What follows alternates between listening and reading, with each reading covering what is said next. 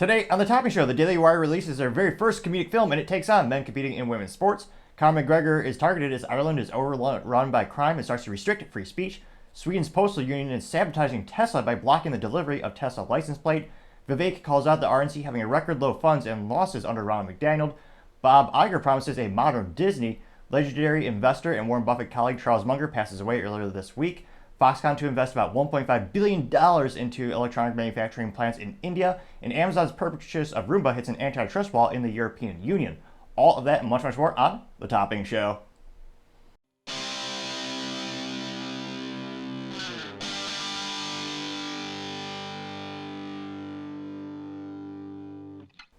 Thank you everyone for taking the time to tune in today. Today's episode of Topping Show is sponsored by Topping Technologies. Topping Technologies is an IT value-added reseller and services company with a special proficiency in IT security.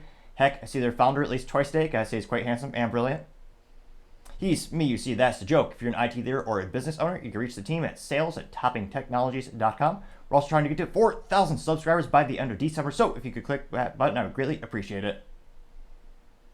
Now, going over to the business part of the podcast, you have the CEO of Disney, Bob Iger, claiming to come out with a modern Disney, quote unquote. Now, this as the company continues to just bleed, fiscally speaking, as well as morally, many people would argue, and they just lose money every time they make a film. It's almost a mathematical anomaly how much Disney has failed. What used to be a blue chip company, in terms of their stock being a reliable company where you knew you weren't going to get rich overnight. The stock wasn't going to have a big spike, 1 minute or the other, but over time, they just kept making, back in the day, quality films, merchandise, the parks were good, and consistently it would increase over time and the value would increase with their stock. But then they decided to shoot themselves in the foot, though perhaps some might argue not as bad as Ron DeSantis' campaign shooting themselves in the high-heeled foot with their ineptitudes with their marketing. But in regards to Bob Iger, he actually set up the company pretty good. They bought Lucasfilms as well as Marvel, two brilliant intellectual properties that people loved, and they spend all copious amounts of money to watch those films.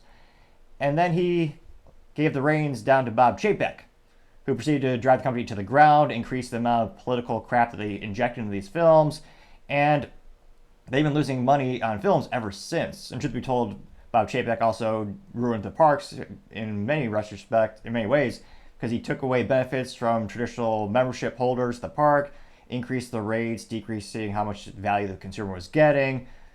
So they seem to pretty much make everything worse. Now, Bob Iger is coming out a couple days ago, and this is coming from their town hall, and he acknowledged that, there's more challenges than we expected when he took over the reins. That was last November 2022. And he says he's, quote, ready to build a, quote unquote, modern version of Disney. Now, granted, he doesn't even clarify what the hell that means, which, if you're an investor, that'd be pretty annoying. Be like, those are words. Yes, you can speak, Bob. That's a little bit more perhaps credit than we're giving him. That actually shows he has a modicum of intelligence, which, given the fiscal performance of the companies and how many ineptitudes they're racking up, one could debate he's losing his edge, some might say. Now, he also said, quote, I don't think everyone would run a story that everything is being sold, which is not in the case, unquote. Which, there's a lot of rumors that they're going to be spinning off their broadcast, the traditional, TV networks, ABC, the Disney Channel for 18 people to still watch it. Then they, of course, one of the few cash cows is ESPN, though precipitously they're making profit on that channel, but it's decreasing over time. Again, I think a partial result because they inject politics into something that used to be a very apolitical thing. I mean, everyone used to turn in to watch sports balls and wasn't really much of a controversy. And then all of a sudden the ESPN anchors and ESPN, for the short term, it worked. They injected politics, injected controversy, got a lot of eyeballs on the screen because it's different, it's interesting, some might say. That's why it worked, temporarily speaking. But long term, all the hardcore sports balls fans, they started to tune out of ESPN and look at alternatives that focused on their core competencies, which is sports balls and analytics, statistics, all the fun history of the sports balls leagues. So Bob Iger's saying, we're going to modernize it. Well, does that mean you're going to lean into your streaming platform, which has not reached profitability yet? Don't get me wrong, it's on track, but they're still bleeding billions on that initiative. So it'll be interesting to see. I mean, this is on LinkedIn, and a lot of the comments are people Not to brag, but I did get 10 likes for my comment in which I say, quote, I suspect investors and consumers want less politics and entertainment and they don't want him to, quote unquote, modernize it. Which, not to brag, but I think that is one of the top comments. Granted, it's LinkedIn. I know there's not a lot relative to all social media platforms. That's not the biggest. But, again, most of the comments are just laughing at them, derailing them, telling them to get back to their roots. And again, it'll be interesting to see. I almost don't think it's possible because of the big talent pool that we could also argue their lack of talent, the people who work at Disney, not all of them, but the whole culture is around not making a quality product, it's about activism, which, don't get me wrong, depending on your business plan, your initiatives, what the business is doing, that might make sense. But for Disney, that's what's causing their demise right now. And when you have so many employees who are activists, they're not going to take one meeting with Bob Iger and go, oh yeah, okay, we'll stop doing that. It's not going to happen. This is why there's also a hostile takeover at Disney. Activist investors on left and the right side of the political aisle are increasing their stake into the billions. One investor has about $2 billion of their stock right now, and they're arguing to get seats on the board of directors, which is going to be a huge influence on the company. So there's a battle at Disney. Let me know in the comments, can it be salvaged at this point? I mean, again, every film they release just loses money and injects more political BS into it. I can't help but see them. I can't fathom how they can pull out of this nosedive as the competition is actually ramping up. I know Daily Wire just launched Ben Key, which is their children's subscription model where you tune in, they watch children's shows that don't have politics injected into them artificially. So they're creating their own competition, and some of the consumers that have left Disney, they're not going back. Very similar to Bud Light. So I don't see the outlook being very great at Disney because of all the aforementioned issues. Let me know in the comments if you disagree with me, but that is Bob Iger's plan, is to, quote unquote, modernize Disney. We'll see if he actually clarifies anytime soon. Other interesting business news and some sad news. Charles Munger, the legendary investor, died at age 99 this week, and he was one of Warren Buffett's colleagues at Berkshire Hathaway, which is, I mean, they're perhaps the most brilliant investors in history. Well, the only investor that was better was Nancy Pelosi's husband, who coincidentally, I mean, this politician's husband just knew better than the best, knew better than the Oracle of Omaha. That's just how smart politician's husband is, I guess. Certainly no corruption with Nancy Pelosi. I would never imply that on this channel, of course. Or the Clintons. I love life. I would never take my own, for the record. Just putting that out there, just in case. But nevertheless, going back to the article with Charles Munger dying at age 99. He was the vice chairman of Berkshire Hathaway, and unfortunately he did pass at the California hospital earlier this week on Tuesday. And he was actually 1 month shy of being 100 years old. He was known as a real estate attorney, architect, philanthropist, and billionaire in his own right. They also noted that he was Warren Buffett's most influential partner and confidant. Buffett has said that Berkshire was, quote, built to Charlie's blueprint, and credits Munger for steering him away from distressed companies and toward undervalued ones. As recently as August, Munger joined more than a dozen grandchildren and great-grandchildren on an annual fishing trip to Minnesota. And it'll be interesting to see what happens to Warren Buffett in terms of, are they going to try to, I was going to say, you can't truly replace a legend, but it'll be interesting to see if they try to find another big player in the investing community, or if Warren Buffett's going to go out and hire someone else. I mean, realistically, they probably have a protege that they've been training throughout the years. Now, another downside is I tried to find a book on Mr. Munger, and I haven't been able to find one that's currently in print. So I've actually, a little bit of old school, I've actually had to go to electronicbay.com, or as the youth might call it, eBay, to buy one of the old books on Charles Munger to learn a little bit more. Now, let me know in the comments. Again, it's going to take a little while for the book to get here, but is that something you'd be interested in me actually covering one of the autobiographies about him, as well as other books, as I usually read about ADHD comment here. I usually read about one book a month, usually business or philosophy. Let me know in the comments if that's something you'd be interested in, and I could expand out a little bit more, but it is unfortunate that he have such a brilliant investor pass away, and hopefully it was as painful as possible, and he didn't suffer too much in the end, and he's in a better place, as what I truly hope for. Other interesting business news, you have Foxconn to invest $1.5 billion into the electronics manufacturing plant in India. Now, this is not too unexpected. Thanks to China being credited for creating and destroying the economy back during the pandemic. Well, creating and destroying it. They didn't create the economy, rather they created the issue, so to say. But it's one of those instances where China shut down everything. And many businesses, you could blame American consumers for hiring politicians and them destroying the economy, destroying manufacturing in the U.S. At the end of the day, a lot of manufacturing shifted to China for a myriad of reasons, including geopolitical, and there's many reasons they did that. And it's one of those instances where China locked down the hardest, so pretty much every company that relied on them for manufacturing was in a pinch. I mean, the bottleneck was ridiculous. The supply chain was completely disrupted, and Apple, their major component supplier as well as manufacturer is Foxconn. A little fun experiment, and again, I'm not recommending this because, well, I mean, nowadays electronics, they usually break, they're usually worthless depending on your ability to fix them or how locked in you are with the manufacturer. But a fun little experiment, if you have some broken electronics around the house, make sure you take the battery out appropriately and be careful and safe about it. But if you take it apart, it's fascinating to see how many components have the Foxconn logo on there. Even in enterprise data centers, we're talking about hundreds of thousands of dollars of these servers. Everything from enterprise data center gear to the iPhones to random knickknacks in your house, Foxconn manufactures a lot of the components, and then they assemble and manufacture even more, many as well. And that's one of Apple's most strategic partnerships. Now, with China being the main manufacturer point for Apple, if they can't ship their products, that's a big issue. Because again, while Apple is growing their portfolio in terms of their managed services and their other capabilities, a majority of the company's revenue still comes from hardware products. Now, India is also one of the fastest growing economies. It's one of the fastest growing areas for businesses to grow. So that's why a lot of businesses are opening up there as well. Apple opened one of their first factories there a couple months ago, partially so they can start selling the products there from a direct relationship perspective. Now, I'm not saying you couldn't buy an Apple product there prior to that, but Apple wanted to have an Apple store there. In order to have a store that they own, the India government stipulated that they had to have some manufacturing there as well, which kudos to India. That helped them gain some additional manufacturing. They got a huge logo in there, and it's a win-win for Apple because that is a growing area. You decrease on your shipping once you have to ship the products. The labor is pretty competitive on a global level as well, and there's a lot of opportunity. Now, going down to this article from CNBC, they also noted that the investment will also cover to project to fulfill Apple's supplier operational needs. So it's not just going to be, because Foxconn does, like I said earlier, darn near everything.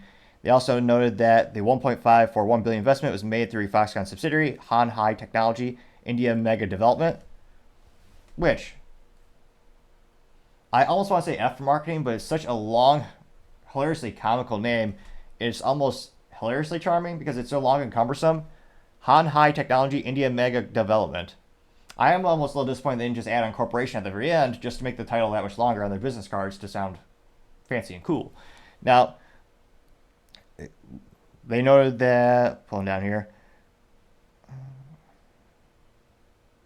let's see here, Foxconn has already announced multiple partnerships inside India, including a $600 million project in Karnataka state, as well as a $500 million factory in the Telangana state. So they're ramping up all their investments left and right. It'll be interesting to see, again, how's this going to affect. It's going to be fascinating. There will be, I suspect, in our lifetime, well, even in the past next 24 months, where in the U.S., we might start getting iPhones that say made in India. Now, because of a myriad of reasons, both just from lawsuits, cost of labor, politics, I suspect we'll never see made in the USA on an iPhone unless it is for specific government contracts that stipulate it. Very similar to the defense industry. And it's one of those instances where I don't think it is ever going to come back here. Again, unless we dramatically change our business laws to make it actually competitive on a global scale, which I'm pessimistic about to say the least, because the government they're not really good at actually helping businesses. But that's just my 3 cents. Used to be 2 cents, but I was going to say 40-year hyperinflation, gotta be 3 cents. Though it's still free to click the subscribe button below. Now going over to the culture part of the podcast, you have the Daily Wire releasing their very first comedic film today.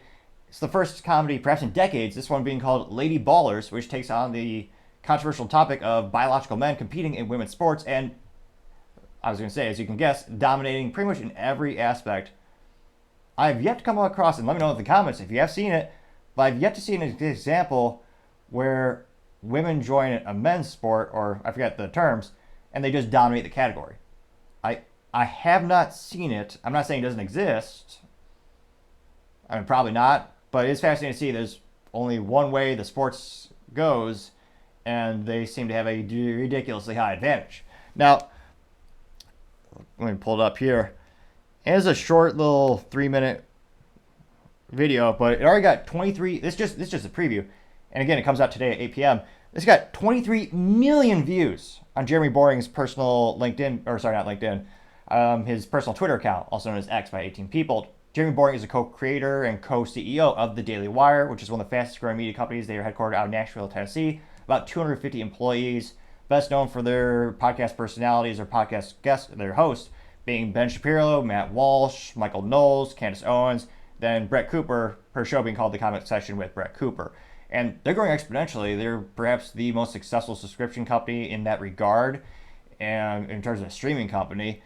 And Jeremy says before this preview, he says, quote, Hollywood won't make a movie about how laughably absurd it is that we now allow grown men to call themselves women and then dominate in women's sports. So we did, introducing our first feature-length comedy, Lady Ballers, available daily December 1st, only on DailyWirePlus.com. I was going to say, and it also got 64,000 likes. And again, I appreciate your patience. I'm trying to find a new technology for software, currently recording using OBS open source, and I'm willing to pay for software. I just had some issues with my camera syncing with this. I need a solution, and I appreciate your feedback, so I can do a picture-in-picture for the show. And I'm open to, I tried XSplit, that software, but still has some technical difficulties with this particular camera I'm utilizing. So if you have suggestions or comments, I greatly appreciate it. But without further ado, I will play the audio for the preview right now.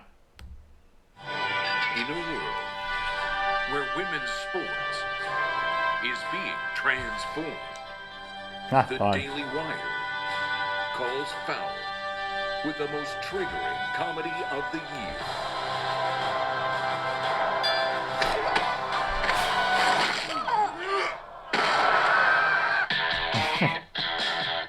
Guys, this is serious. A big bodybuilder looking type guy just took a girl and slammed her down in a wrestling mat, obviously winning with not even a modicum of effort, which, again, comedy imitates reality is what they say, which that's happening. Sports can be your pathway to a better life. Well, like yours? Please don't steal my catalytic converter again. Winning matters. It's the key ingredient in becoming a winner. Maybe you should try it sometime. Are you gonna move? I am not. Let's cut to the chase. I know you're not a woman. Hey, you know how he identifies. If you can beat them, What do you know about the U.S. Opens for the Global Games? You want us to compete as women. I felt you It don't. shows like three women trying to throw a metal sphere, like the Olympic game, and they throw it maybe 4 to 5 yards. Then they have the guy in the wig, he just throws it like all 100, not 100, maybe like 20, 30 yards. My lover says you were a great coach back in the day. join me. This is the way the world is now. My 8-year-old daughter told me all about it. So a guy can become a girl with no physical changes at all. Oh, that's called gender fluid. So I can be a woman on the court and a man in the bedroom. I can't believe it. Nice. You mean when you're sleeping? Yes. Coach, Alex, we could play basketball. We have to get the whole team back together. It's time We're in. I'm in. I'm in. to play. Lady Ballers. Mount up. Like a girl. That's right. I'm with her. This is my From heroes Day one of being a girl athlete. I love being a girl. to sheroes. We could dominate every woman's sport. Running, swimming, soccer. I said sport, Felix. Another debate for another time. Soccer, truly a sport? It's ladies basketball, boys. Nobody watches. Fact check. There was one person in that little arena that they walked into for their basketball game. So there was one person, which pretty realistic actually. Excuse me. Are these seats open? Never mind. Brilliant cameo with Ted Cruz. Brilliant political move because, again, for Ted Cruz's audience, most of them, if they're not fans of this already, this is probably going to resonate with them. If anything, I suspect it'll actually get him more votes. And again, let me know in the comments if you think that's not a prudent political move, but I think that's clever to have Ted Cruz I'm guessing it's a little cameo. It's just a trailer. I don't think he's going to be like an integral character for myriad of reasons, including time allocation. Get it done.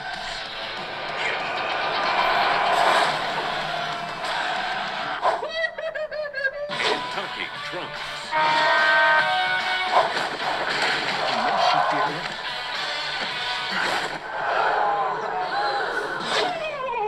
That's the biggest I've ever seen on a lady. I don't care. Lady Balls. One can even be trans age now, which provides Sheelix with a wonderful opportunity to relive all the experiences that she missed out on in school. This is I'm a full-grown man going up against girls playing t-ball and just got home run, not even trying. Streaming exclusively on Daily Wire Plus December 1st.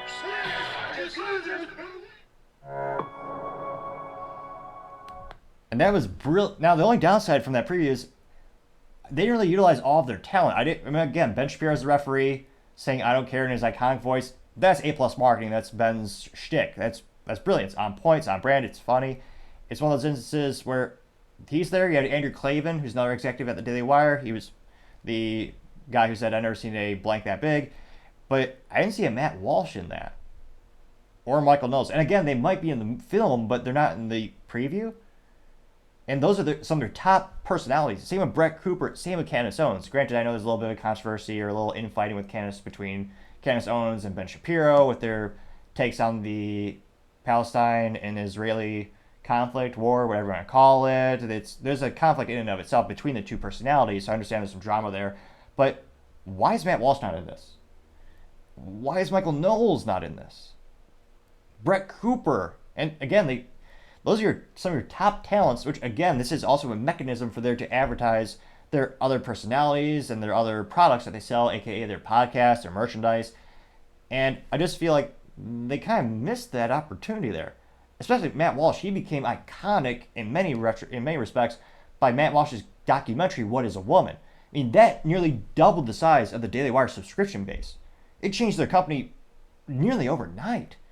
And that's what these films are really doing because, again, in order to access it, you have to be a member of DailyWirePlus.com. Granted, I was going to say they should have an affiliate link by now, but they don't. So I was going to say that's just my 3 cents. It's a great product, great entertainment if you're looking for it. But it's an instance where, why didn't they utilize all their top talent? I don't know. To me, that's a little bit of a lost opportunity. And again, maybe it's in the film, but usually the trailer is pretty indicative of the actual product, and they try to put in as much as possible. Let me know in the comments if you think it's a mistake that they didn't have some of those top talents within their community or in their actual company in this particular production. And given their audience of who's following the Daily Wire, I suspect most of the comments will be overwhelmingly hilariously and supportive. But let's go ahead and, again, it's on Twitter. There's 18 people called X. Let's dive in. Again, it got 20, and again, this is within 48 hours, got 23.1 million views on Jeremy Borning's channel alone, or Jeremy Borning's profile alone when he posted this on Twitter. And it got 64,000 likes. And without further ado, we'll read the top comments. Let me see here. So Jeremy Boring, he responded, so he's one of the top comments. He got 3.8 thousand likes for him. Oh, they actually did get Riley Gaines in this? Okay, so it does say featuring Matt Walsh.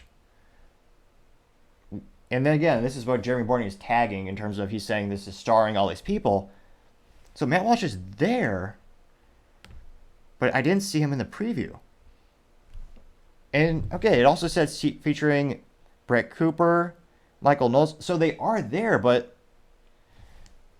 again, did I just miss it? Definitely Riley Gaines was there. She was dressed, looks like it was at the preview of a swimming competition. So that's a good A+ in terms of marketing. That's someone who believes in the same core common values. I was going to say, Matt Walsh is usually pretty distinctive. Did I just miss it completely? No. Interesting enough. So I guess they are all in the film, so I guess I take back that particular criticism, though I would have done much more to highlight them in the trailer. So again, Matt Walsh is really recognizable. Same with Michael Knowles. You see them, you recognize them more often than not. And I mean, the main actor seems to be Jeremy Boring. He's the coach. recognizable. Makes sense. Is Matt Walsh that person? $5,000 prize. My lover says you're a great. That is. Whoa. I was going to say, he's in such disguise, I didn't recognize him. I got to do a freeze frame on that. Really? That was. One of those things where you never picture Matt Walsh with a ponytail. I don't know what you call it in terms of looks like an Indian type of garment and necklace. But yeah, how did I miss that voice? Yeah, I mean, obviously that's his voice. I'm ashamed to say I missed that the first time around. $5,000 prize. My lover says you were a great coach back in the day. Yeah, that's iconic Matt Walsh. So, I was going to say, my own mistake. So it'll be interesting. Yeah, I was going to say like an Easter egg hunt. Now I almost want to try to find Michael Knowles. But nevertheless, we'll get back to the comments. Now, let me see here. We exit out of the comment of a comment, go back to the main thread. Someone by the name of Zuby says, quote, I'm offended, I'm not in this, unquote, getting 7.7 thousand likes. And Jeremy replied to that saying, I am too, getting 3,000 likes. Ian Miles Chong says, quote, took balls to make this movie, unquote, getting 3.3 thousand likes. The Sarcastic says, quote, this might end up as the greatest sports films since Dodgeball, a true underdog story, maybe even Blades of Glory, unquote, getting 1.8 thousand likes. Sir Majesty says, quote, this is going to be fantastic. And it's just a screenshot of Jeremy Boring in the suit by the gentleman the gentleman playing women in the sports balls jerseys. And that got 1.6 thousand likes. ZNO says, yes, this is what the people needed, LOL. And it's the screenshot of Matt Walsh in the wig and the Indian garment. That got 2.5 thousand likes. Tyler Fisher says, quote, I'm going to edit this to make it more family friendly. Tyler Fisher says, to the effect, I cut off my own private off to be in this. You better go see it, unquote. It got 4,000 likes. Eastside Pasture says, quote, this movie could have been released in theaters in 2005 and everyone would have laughed at it at how, 1, silly, 2, unrealistic, and 3, immoral sounding this would be. Yet somehow it just became our reality, unquote, getting 1.7 thousand likes. Dr. Jebra Fauci says, quote, I'm literally shaking right now. Is this a horror film, unquote, getting 144 likes. Which I can't tell if she's being pejorative or supportive, but no, this is actually a reality, and depending on what your local rules are with your colleges and high schools, there are many instances where this is actually a true thing. It's not a horror film, it's modern society. Queen of Air of Darkness says, quote, soccer, I said sports, unquote, getting 213 likes. Chris Raygun says, this is the Spartans coded, unquote, getting 1,220 likes.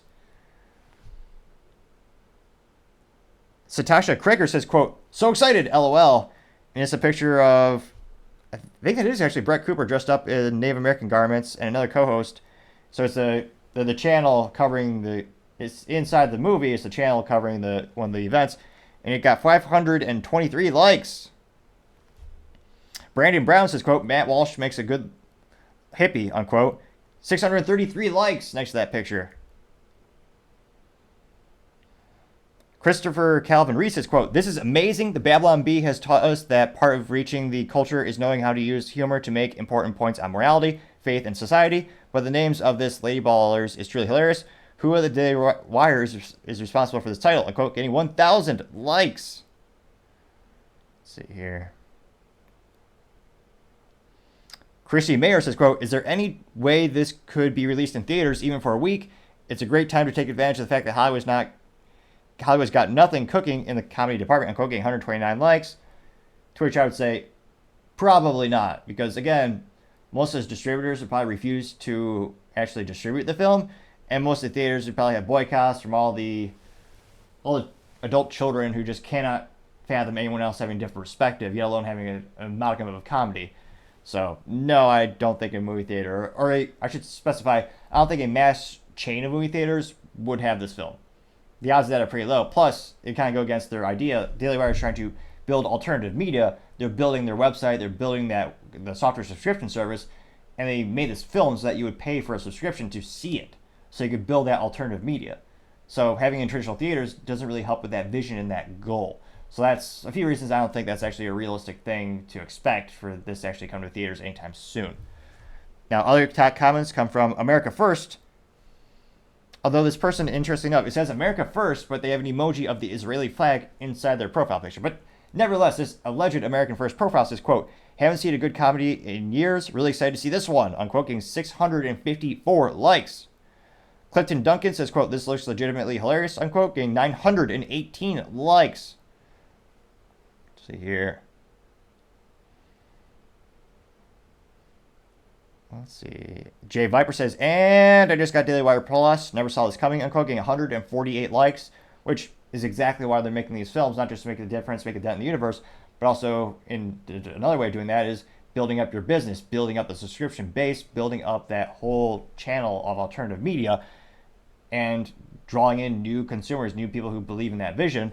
And proof in point, there's someone who just got upgraded, either bought or they upgraded their subscription to DW Plus. Craig Chamberlain says, quote, this comedy took some balls, unquote, getting 363 likes. Merrick says, quote, in Ireland, this is hate speech. Let that sink in, unquote, getting 479 likes, which is true and alludes to a different part of the show, which we'll cover in a couple minutes, with Conor McGregor getting in trouble for having the audacity of calling out the ineptitudes of the government. Primary of the Union Party says, quote, mock them with truth. I can't wait. I hope it's a huge success, unquote, getting 794 likes. Let's see. And I can't help but, this is, let's see here.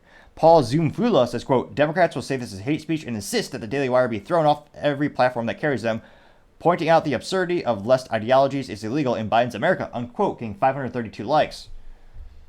Which is not too unfounded given what happened to Parler when they're just deplatformed on everything instantly overnight because they had the audacity of having alternative ideas. Let's see here. Someone by the name of Robert Sputkus says, quote, this is going to be awesome. Laughter is the best medicine. And it is a picture of C.S. Lewis saying, quote, above all else, the devil cannot stand being mocked, unquote, getting 830 likes. The Breaking Report says, quote, opinion. The funniest part about this is this movie isn't even a comedy. It's all documentary, unquote. I got 408 likes.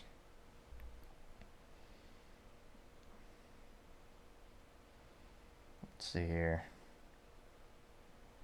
So it looks like overwhelming positive responses. Now, I guess the only question that remains is, will this increase the subscription base at the same rate that What Is a Woman did when that released a couple years ago?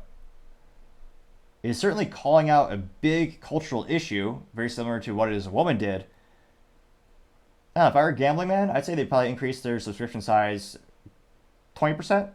I don't think it's going to double the size of the company, although, this is really the first comedy we've seen in over a decade. Comedies have become so rare because Hollywood is so scared they're going to offend one single person. Comedy's basically gone. Let me know in the comments, when was the last time you saw a big comedic film in a theater? Someone in the comments mentioned Dodgeball. Which, yeah, true comedies? Theaters are dominated by action films as well as drama and romance. Those are the general categories. But there's not many comedies like this. This reminds me of the 2000s era, back when back in the day of my youth, when we had a bunch of really raw comedic comedies that would take jabs at everyone, and they're hilarious.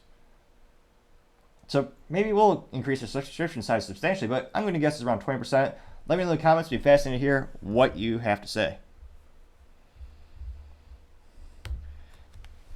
Other interesting culture news of Conor McGregor in trouble as Ireland wants to restrict free speech for the quote-unquote common good, which is pretty much, I know public schools in the United States don't really teach history too much, which is why you have ACT scores at a 30-plus year low, same with math, science, history. Pretty much every test score is mediocre, to say the least. And yet the teachers' unions say they deserve even more money, of course. But as well as instances where if you do read a history book, you'll pretty much see that the most evil men in history, they all use that phrase. Or if you just watch a movie, shoot, they even mention that in most cliche movies, where all the evil bad guys always say, well, I guess I'm doing this, but it's for the common good, you see. And one of the most prolific quotes in history is, the road to hell is paved with good intentions, which is very much true. Now, this originally comes from Conor McGregor, and it got 21.9 million views. And it is his reaction to a clip by someone by the name of Ketchup, And that clip says, quote, the Irish Garden Commissioner Drew Harris is condemning the, quote, disgraceful scenes, unquote, in Dublin. He claims that a hooligan faction driven by the far-right ideology is behind the violence on the streets, where most of the coverage from not government coverage, a lot of them in comments, they're saying, well, no, these just happen to people are migrating here at very high rates, and a lot of people are calling out the fact that, well, we're not really screening people that come to our country, we're not doing a background check on them, and you're not allowed to say those things. That is verboten, as many countries would say. Now, Conor McGregor responded to this, saying, quote, innocent children ruthlessly stabbed by a mentally deranged non-national in Dublin, Ireland today. Our chief of police had this to say on the riots in the aftermath. Drew, not good enough. There is a grave danger among us in Ireland that should never be there in the first place, and there has been zero action done to support the public in any way, shape, or form with this frightening fact. Not good enough. Make change or make way. Ireland for the victory. God bless those attacked today. We pray. Another thing is verboten in our society. Can't utter the word pray. Heaven forbid. Now, that again got 21.9 million views and 99,000 likes. Because he had the audacity to question authority. I mean, they're going to say this is now hate speech. The Ireland government, they're going after him. Granted, he could probably fight off most of the... you see an average police officer in this video, he'd probably be okay in a one-on-one fight. That's all I'm saying. Now, going to the comments of this particular clip, someone by the name of Golden Memes, who, I was going to say, gets an F- for marketing because their name is Golden Memes, but they responded in text, not a meme, or as some might say, a meme. Now, Golden Memes says, quote, we are all fed up, sincerely, citizens of the world, unquote. You got 6.2 thousand likes. That's unfathomable amount of likes. And 600,000 views. Lucas Cran Obelage, with a Ireland flag in his profile name, says, quote, a non-national Brazilian stopped this guy, but this doesn't fit Conor's narrative, unquote. Getting 6.6 thousand likes and going against Conor's original statement, perhaps, doesn't fit Conor's narrative. Never be in the first place. That's not how I'm interpreting Conor's statement. He's saying there's a danger that has never been here in the first place, which, again, perhaps, from my interpretation, I would think, well, you should probably screen people before they come to your country. You should probably know if they're a criminal or not. Again, I know you're not allowed to say that anymore, but one would think that would be a prudent thing to do. Now, someone by name of, going back to the top comments, someone by name of Westy says, quote, the world needs to understand open borders do not work, unquote. They got 10,000 likes, which is an astonishing amount of likes. Let's see here. Luke OJ says, quote, love Dublin when I visited. Please don't let it turn into London. Respect from the UK, unquote. Getting 2.3 thousand likes, which is another issue in and of itself. There actually is so much crime in the UK right now, and so many people with different flags. There are some citizens who had the British flag. Well, it's a losing flag. Why would I know that? I know the American flag. That's a winning flag. And the Texas flag, of course. But it's one of those instances where the local authorities told the citizens in the UK, oh yeah, you can't fly the British flag because you're angering the other group, the other people that are coming here. They have their flags, and they're very much against your flag. So they're saying you can't fly your own flag in your own country. You no longer own that country. You've been taken over. You're gone. Now, going over to the other comments, Washington Ghost says, quote, the replacement needs to end, and it needs to end now. I'm quoting 1.1 thousand likes. And this person, let's see here. There's a lot of pictures of all the destruction happening in Dublin. A lot of buildings, buses, and stuff on fire. That got 6.6 thousand likes. Someone by the name of Star. The person's name is the emoji. I know you can do that. Makes sense. Their profile picture is of an alien. So perhaps, English might not be their first primary language. Now, this alleged alien says, quote, we need to begin mass deportations, unquote. They got 2,000 likes. Now, the real big question is, how do you determine who stays and who goes? That's been the debate as old as time. Again, you do need to have, for one, you should have a screening process to begin with. You should probably sit down and say, what's this person doing in terms of, are they supporting a local business? Are they here on a work visa? Are they currently employed? Are they adding a net positive? Are they contributing a tax revenue? what's the situation? You would need to ramp up you have to ramp up your capabilities to cover and process all these people. But I think many would say it's probably worth doing. Now, going over to the other comments, let's see here. Mr. by the name of Real Malouf says, quote, the terrorist was pro-Palestine Algerian Muslim. It's important to mention that, unquote. They got 739 likes. Let's see here. And then as we go, a lot of people in the comments saying we need to take our countries back. We need to build some walls. Those are getting between 400 and 700 likes. Even 1,000 likes in some of these cases. Someone by the name of Blue Jay, A+ for marketing. Their profile picture is in fact of a blue jay. Now this blue jay, although I don't think birds can actually tweet. Well, I say tweet, I should say post on Twitter, since they don't have. I guess they could use their beak. Let's just say this is probably a human. So we'll say an alleged blue jay says, quote, if being labeled as far right for siding with children not being stabbed, then I'll probably wear that title, unquote. That got 693 likes. Let's see here. And then going over to the other instance of this situation, this is in which you have the Ireland wanting to restrict free speech, which is the truest indication of tyranny. And this comes to us thanks to a user on Twitter known as Libs of TikTok. And this got 3.6 million views. And this is hearing from Irish. Let's see here. There are a couple of people speaking on this. The quote before the video that Libs of TikTok notes says, quote, we are restricting freedom for the common good, unquote, Irish Senator Pauline O'Reilly on Ireland's, quote, hate speech bill. The bill restricts freedom and censors views about other people's identities and make them feel, quote unquote, discomfort and, quote unquote, insecure. Which, again, means they'll limit all free speech. Because, again, just think about it. Any speech that makes someone feel discomfortable? What? Okay. That's literally everything since the dawn of time? It's as simple. That can be interpreted in any way, and that's what the judges want. They want unlimited control. They want unlimited power. Unlimited interpretation with the most ambiguous laws ever. But we'll play this quick 41-second clip before I continue.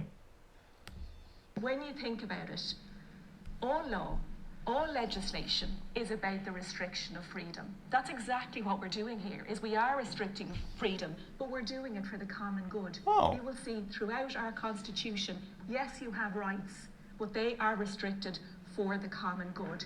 Everything needs to be balanced. And if your view... Except government powers.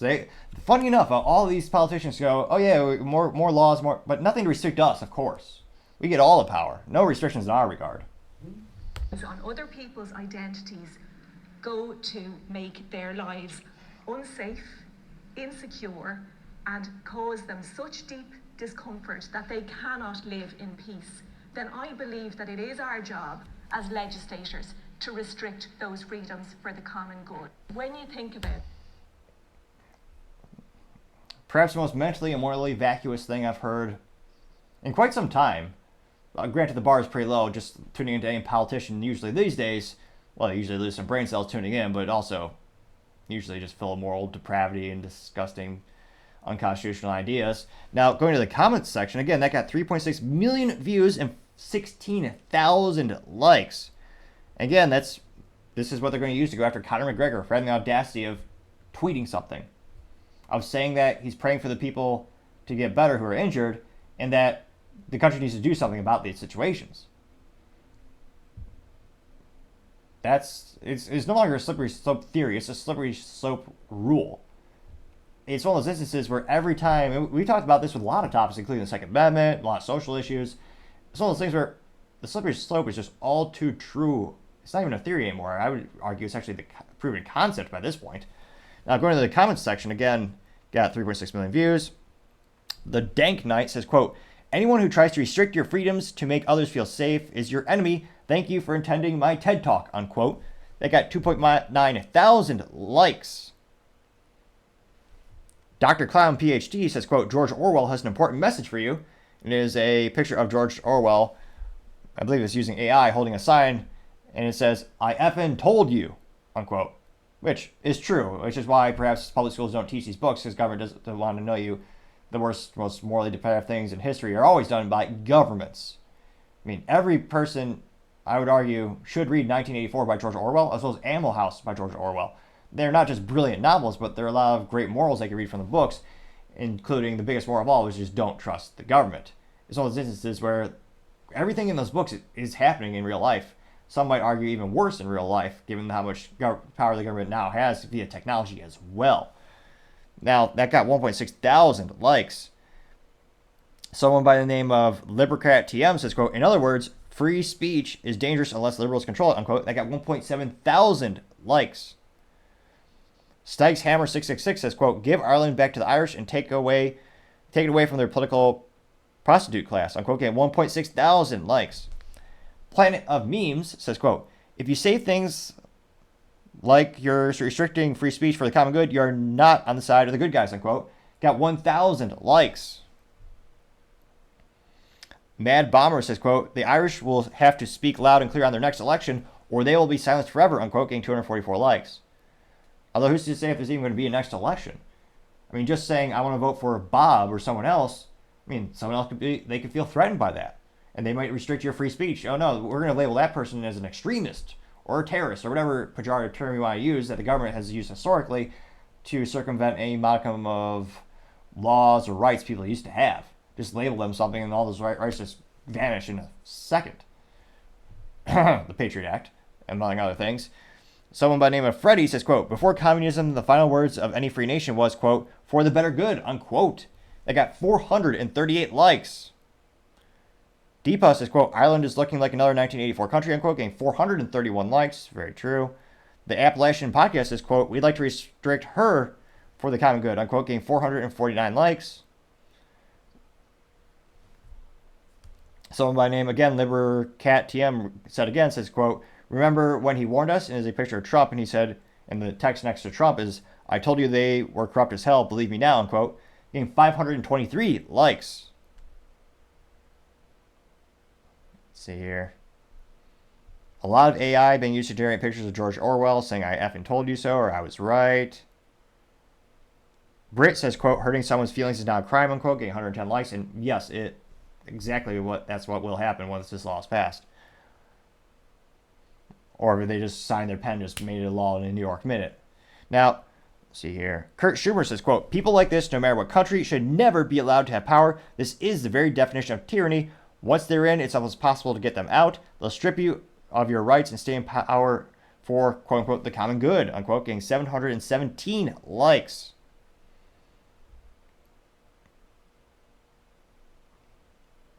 Let's see here.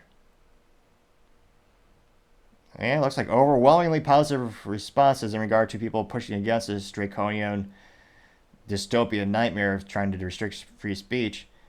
I wonder if people will try to vote differently, maybe protest, or just leave tyranny and go to somewhere like the United States, where even the United States, a wise man, I believe Ted Nugent once said the whole world sucks, but the U.S. sucks the least.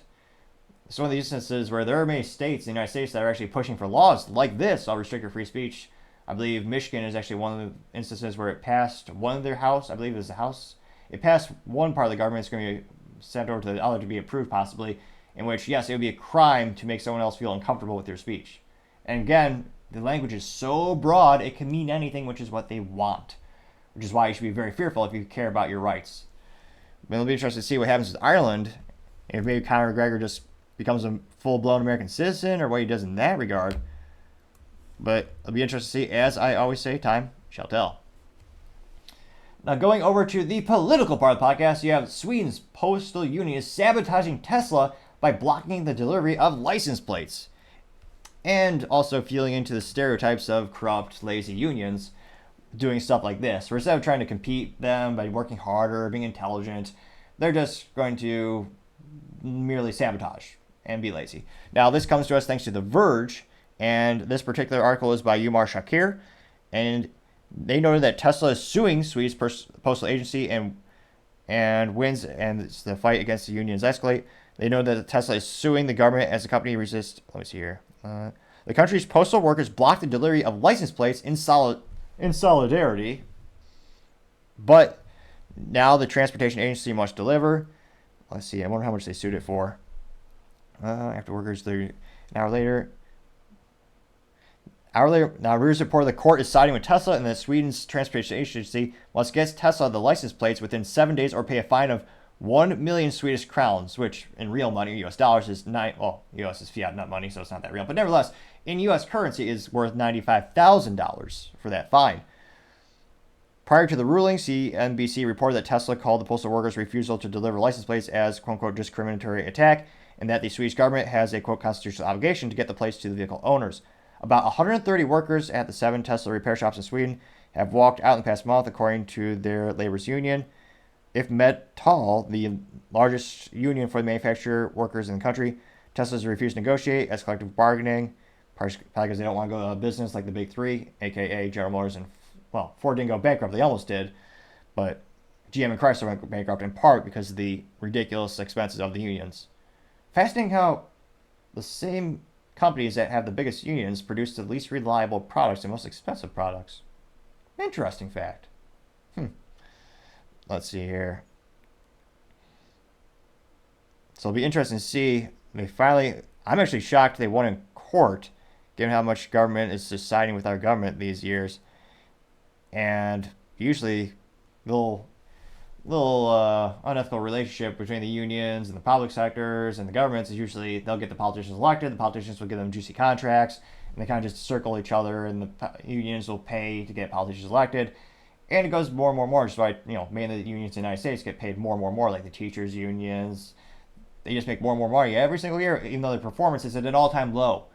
I believe the ACT scores in the United States are at 32-year low. Math, science, history, all the test scores are at record low, yet teachers make more and more every year. Fascinating. So it'll be interesting to see, as Tesla is coming up against these instances more and more. I am a little bit surprised that the Swedish government actually sided with Tesla. It'll be interesting to see how things currently develop, but it looks like in this regard, they kind of dodged a bullet. Or in this case, perhaps a mob of plaid. Pun moderately intended. Other interesting political news, you have Vivek calling out the RNC for having record low funds and record losses under their leadership of Ronna McDaniel. Again, I'm not saying I'm a doctor and this will necessarily fix it, but if you click the subscribe button, it may very well cure my stuttering and speaking ineptitudes. It's not a guarantee. There's very few guarantees in life. However, I'm just saying it's worth a shot. It can't hurt to try. So if you click that subscribe button, I would greatly appreciate it. And who knows, it may very well assist in my speaking improvement. Perhaps. Time shall tell.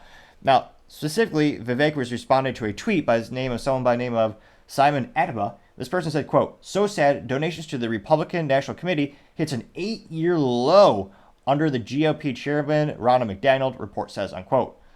And then Vivek responded to that, and he says, quote, "Ronna McDaniel sitting atop the RNC reminds me of a squatter in a rent-controlled apartment. It's time to evict. FireRonna.com." Which, I gotta check this out. That's brilliant. So he registered that domain and set up the website. So if you go to FireRonna.com, you could actually click yes or no, should this person be fired. And I would guess it also signs you up to be a member of his email campaign. That's somewhat hilarious. But it is fascinating to see. It's almost, Republicans are supposed to be believers of the free market and results. Get things done. Or so they say. Which is why I tend to lean a little bit more libertarian on many issues, not all.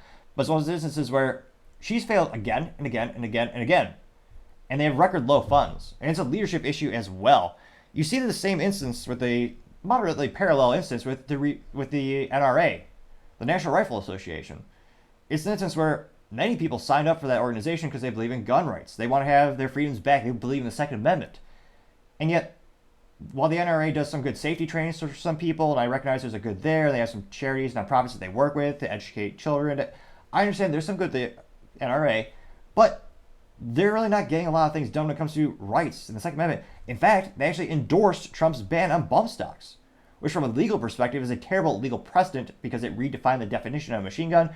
There are many reasons why, from a legal and a Second Amendment perspective, that was an abhorrent thing to ever do, even fathom.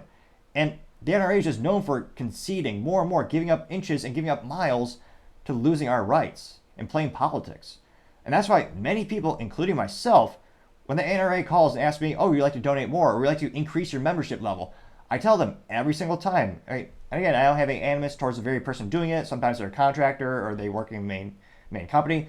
But I always tell them, kind of like I ask them a question I already know the answer to. I ask them, is Wayne LaPierre still the president and CEO of the NRA? Inevitably, they say yes, and then say, I will donate X amount of dollars if you remove him. If you get rid of the NFA, also known as the National Firearms Act. Get suppressors off the NFA at the very least, so they are treated as a standard firearm purchase with a 4473 background check, and although I don't believe in the sales tax because it's the Second Amendment, and standard purchase. Not a $200 tax stamp to the U.S. Treasury Department, and not the additional BS paperwork. And the NRA they're not really getting a lot of those rights done. So that's why a lot of people, including myself, we don't donate to the NRA anymore because of their leadership, because of Wayne LaPierre. And I think there are a lot of parallels with this situation. A lot of people who used to donate to Republican RNC, they no longer do. A lot of people, including myself, will donate to the specific nominees they want to vote for, or the specific presidential candidate in their little fund. They're not donating to the party anymore. Because the Republican Party, very similar to the RNC, they've just had a myriad of ineptitudes and losses under her leadership especially. And it's almost as if, I don't know if she's woefully inept purposely, but the definition of insanity is doing the same thing again and again, expecting different results. And that's exactly what she's doing. And Republicans lose again and again. Republicans are supposed to have a red wave during the midterms. And by every metric, they should have. Statistically speaking, just look at the data in terms of when you have a Republican in the presidency and Republican in the House and Senate majority, usually there's a pushback and the voters go for Democrat because maybe it's an old theory that Americans want balance, but more often than not, whoever's the incumbent in the presidency, during the midterm, it usually goes to the other side. Under the Biden administration, with this current situation where you have him in the White House and the Senate, they gained seats in many areas. A statistical anomaly, and that made Democrats look great because statistically speaking, they performed great for the situation. Republicans were supposed to have a red wave. They barely even had a drizzle. Very similar to the off-brand of a super soaker. Everyone wants a real super soaker back in the day, the OG squirt gun. The red wave was more of a dollar store squirt gun. I'm not saying you're not going to hit anything once in a while, but the odds of hitting your target is so infinitesimally small, it's just darn near hopeless. So I'm not surprised there's an 8-year low because, again, and granted, she hasn't been there for 8 years, but I believe she's also the symptom of the greater issue of them just losing more and more again. And they just concede on everything. If you don't stand for something, you stand for nothing. And I think you've seen a lot of these issues where Republicans, they stop pursuing certain topics because they don't think it's a winning, quote unquote, a winning topic. And I think those topics can be winning if you actually stick to your guns. But they just keep conceding and losing time and time again. So again, if they're, I'm going to say, thankfully, I don't think they've called me in quite some, or ever actually, now I think about it. But if the RNC were to call me and say, oh, you want to donate? Like, first I would ask them why. What have you done for me? Under Trump's leadership, you did get some tax cuts. They helped small businesses. I appreciate that. But I mean, what's your long-term vision? What have you really done for the Second Amendment that you claim you so proudly wanted to defend? And at the end of the day, there's very little compelling reason. That at the end of the day, they almost like a theory of controlled resistance, or I forget the actual nuanced term for an instance where you think you have two choices, but you really only have one. It's like a default. Controlled resistance, I believe, is the actual term I was looking for. But it's an instance where, I mean, at the end of the day, a lot of value add, quote unquote, of voting for Republican or donating to them is they're not Democrats. Which I think you could also argue in many ways they are. There's an old adage that Democrats are running off a cliff, Republicans are just walking there. Which is why my 3 cents, I wish there were more libertarian candidates. I wish there were more people trying to focus on the issues that truly want to help Americans, but that's just my 3 cents or a little tangent right there. So I think this is proof that she's also showed particular animus towards Vivek. She specifically said he's not getting a dime of our money, which goes against her fiduciary responsibility, or even any modicum of intelligence would say, if you're leading the RNC, if he gets the nominee, you should be giving him money. That's part of your goal, part of your existence, your purpose, is to fund this person to have them win the election. So let's see, maybe, am I alone in these thoughts? I suspect not, but let's dive into the comments and find out. So again, that got 786,000 views and 21,000 likes from Vivek's. Now, one of the first comments comes from Marcus Petir. She says, quote, notice Vivek is the only candidate calling for Ronna to resign. Crickets from everyone else. If you want real change, vote Vivek in the primary, unquote. That got 136 likes. Brian Fry says, quote, "This perfectly said Vivek. The Republican Party deserves so much more than Ronna as chair. It's long past for a change," unquote, getting 61 likes. DV says, quote, "What is this person good for exactly," unquote, getting 57 likes. That's a fair question. I have no idea how Ronna McDaniel is justifying her salary or any modicum. If she makes more than 2 cents, it's probably she's probably being overpaid. Because again, show me the results. Give me a little list of your achievements as leading the RNC. It'd be a very brief conversation. A very small cocktail napkin could summarize them. Or now I think about perhaps a 3-inch by 2-inch post-it note. They're quite small. Going on to the comments, you have Proud Patriot saying, quote, "Can someone please serve her the eviction notice?" unquote, getting 65 likes. Let's see here. Robert J. Salvador says, quote unquote, "Okay, now do Trump," unquote. And it is a picture where it says Republicans reelect Trump-backed McDaniel as party chairperson. Well, realistically, he's called chairman, but nevertheless, yeah. I've never heard that before. Have you? Chairperson? Okay, maybe it's I guess it's a new term. Oh, kind of like the old saying, for the good of mankind. I think a lot of people would interpret it as that being all-inclusive, but nevertheless. I was going to say, if they're going to redefine all these words, why don't they just say chairwoman? But nevertheless, that aside, that got 13 likes, and that does bring a good point up. In not the terminology, the verbiage, but that's, I suspect, a reason why she hasn't been booted yet, because Trump approved of her. And Trump has a lot of influence on the Republican Party, and he has a lot of support. I mean, by every metric, he is winning by miles to the Republican nominee. I mean, it's over 30 points ahead of DeSantis in most of these polls. I mean, he's pretty darn far ahead.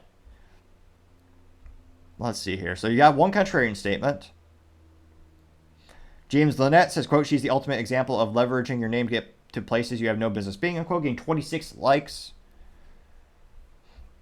Let's see here. And again, just time and time again, it's just overwhelming support for Vivek. And that is another interesting point someone brought up is, why aren't any of the other Republican primary candidates calling her out for her myriad of ineptitudes? I mean, she's hurting the whole party. Is it because they're so worried about Trump de factoing, maybe going after them? I don't think that's the case, because again, Vivek has been very positive towards his representation and his relationship with Trump. He's never directly criticizing or attacking Trump or pejoratively speaking of him, but Vivek is calling out Ronna McDaniel. So again, it'll be interesting. Will it just take Trump speaking out against her to show people in the party that they don't need to be afraid of her, or any repercussions that come from criticizing her? Because again, there's a lot of material to work with. I mean, she's losing left and right. So it'll be interesting to see, how long can she stick to her power? I can't think of a justification of why she should have that job. They just aren't winning. But it'll be interesting to see. As I always say, time shall tell. Now going over to the business blunder of the day, you have Amazon hitting antitrust walls against the European Union via their purchase of Roomba. Now, this is after they paid $1.4 billion for iRobot, and it looks like the EU government is starting to scrutinizing this acquisition a little bit. Again, I'm not a doctor, but if you click subscribe, it could help with my speaking ineptitudes. Perhaps. I'm just saying it's worth a shot. Now, it looks like Amazon, this comes to us thanks to Yahoo Finance. They say that Amazon's $1.4 billion deal for Roomba, the maker of the iRobot, risks being derailed unless it fixes a list of competition concerns highlighted by the European Union's antitrust arm. Now, it looks like this caused shares of iRobot to fall about 17% earlier this week on Monday, the biggest drop in almost 3 years. The stock had soared last week, or prior to reports suggesting the deal would be cleared unconditionally. In its warning, the European Commission said Amazon could demote other robot vacuum cleaners on its platform and promote its own products, such labels as Amazon's Choice or working with Alexa. The Commission also said Amazon may find it, quote unquote, economically profitable, quote, to shut out rivals. Let's see here. Let's see. Talking about why the upsides of competition, or upsides of what it should be in. And again, from Amazon's perspective, there's a lot. I'm actually Well, there's a myriad of reasons why it's a good acquisition. There's a lot of data those little robots collect, which is why I don't trust them. They also have cameras on them, and it's actually happened where there's been taking pictures inappropriately and leaking on the internet, which, again, don't trust technology. Because anything that's electronic can be hacked. The only thing that can't be hacked one thing that's unhackable that I own is a typewriter. Granted, it's from 1938, it's a Royale KMM, and it's not connected to the internet. But all seriousness, is one of those instances where those little Roombas, those machines, they collect a lot of valuable data, including your home size, your home layout. All of a sudden, they have the blueprint for your house. I mean, that's very valuable data. All of a sudden, they can suggest, hey, Bobby or Sean or whoever, this couch we guarantee would fit perfectly in your living room. And they can put that as a suggested buy in your Amazon profile or while you're browsing Amazon. There's a lot of valuable data. There's a lot of great insights they can get to you. I mean, they even know your frequency of being cleaned. They can tell you cleaning materials. There's a lot of data gathering there. In addition to just being a profitable product off the bat by selling the initial product and all the accessories like the filters and all the other things you have to do to maintain the actual solution, or in this case, the solution being the little iRobot. Now, it'll be interesting to see if they actually approve this. Europe has been a lot more strict when it comes to acquisitions. Now, in terms of the business blunder, I would almost argue that business blunder is also, why didn't just start to develop more in-house? Because it's one of those things where it's a little bit more, I would argue, a little bit easier to expand your company, although it's not as quick, by just developing it in-house.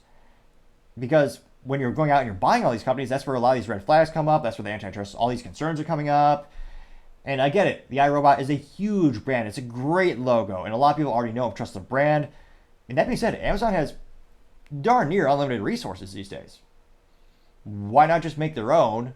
They do this with the Amazon Choices or with a lot of the things, the Amazon Basics, where they have their own white label branded batteries and a lot of the staples that you need in your home. They already have their own. And people know and trust Amazon enough, I believe if they were actually just to make their own little robot, Zumba, whatever they call little things, the adoption rate, the purchase rate would probably be not identical to the already proven brand of the iRobot, but it would be pretty solid, to say the least. I would suspect the ROI would definitely be there. So it'd be interesting to see, but again, as the European Union is starting to scrutinize these acquisitions more and more, it's causing a lot, again, you just saw here, this caused the stock to drop for that particular iRobot company, and there's so much uncertainty. Having all of that in the news isn't great for Amazon, doesn't make them look good. So it'll be interesting to see if the deal actually goes through, but all these robot bumps, and my 3 cents, the fact they didn't actually develop it in-house, I mean, those road bumps for the Roombas, and the fact that it might not go through, that's got to be the business blunder of the day. Thank you again for everyone taking the time to do it in today. Again, we're trying to get to 4,000 subscribers by the end of December, so if you click that button, I greatly appreciate it. Also, leaving a comment is a great way to help me learn and how things I could be improved better, including my speaking aptitudes, which I'm slowly but surely increasing on and getting better at. Some might say it's because of my theory of when you click the subscribe button, it helps with that. I'm not a doctor, but just saying, it's worth trying out. Also, and lastly, don't forget to take time to tell your family, tell your friends, tell your coworkers, heck, tell your enemies, tell anyone and everyone. Just stay safe, fight the good fight.